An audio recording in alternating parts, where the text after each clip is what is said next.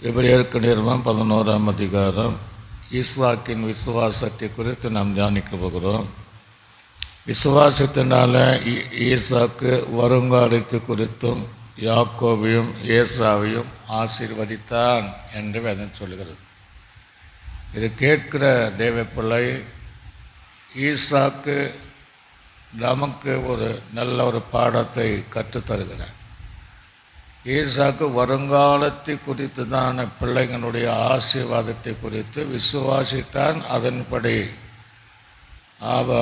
யாக்கோபானாலும் ஏசவானாலும் அந்த ஆசீர்வாதத்தை பெற்றுக்கொண்டார்கள் என்று வேதம் சொல்கிறது. ஒருவேளை இன்றைக்கு கேட்கிற தேவப்பிள்ளை, உன்னுடைய பிள்ளைகளுடைய எதிர்காலத்தை குறித்தோ அல்லது உன்னுடைய எதிர்காலத்தை குறித்தோ நீ பயந்து கரங்கி அஞ்சி என்ன ஆகுமோ என்று நீ யோசித்து கொண்டிருக்கலாம். ஆனால் உனக்குள்ளே இந்த விசுவாசம், இந்த ஈசாக்கின் விசுவாசம் உனக்குள்ளாக இன்றைக்கு ஏற்பட்டால் நீ வருங்காலத்தை குறித்து எந்த பயம் கிடையாது. உன்னுடைய எதிர்காலத்தை குறித்து நீ எந்த பயக்கூடாது. உன்னுடைய எதிர்காலத்தை கர்த்தர் அறிவார், வருங்காலத்தையும் அறிவார்.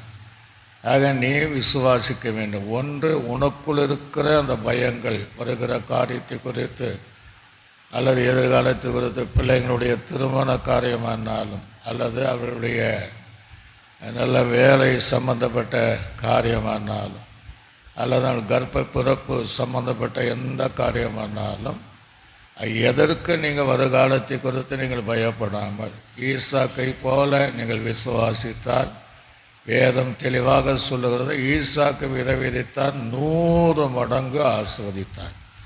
ஈசாக்கினுடைய பிள்ளைகளையும் ஆசீர்வதித்தார். யாக்கோபை எதிர்கொண்டு ஏசாவுக்கு பயந்து சொல்லும்போது அவனும் ஆசீர்வாதத்தோடு இருக்கிறான். யாக்கோபும் தேவனுடைய ஆசீர்வாதத்தை பெற்றுக்கொண்டான். உங்கள் பிள்ளைகளை குறித்து நீங்கள் எதுக்காக பயப்படாதீங்க, பாரப்படாதீங்க. நீங்கள் விசுவாசிங்க. உங்களை கண்களுக்கு முன்பாக உங்கள் பிள்ளைகள் ஆசீர்வாதமாக இருப்பதை உங்களால் பார்த்து நீங்கள் கர்த்தருக்குள்ளாக மகிழ்ந்திருக்க கர்த்தர் இந்த வசனத்தோடு இடைப்படுகிறார்.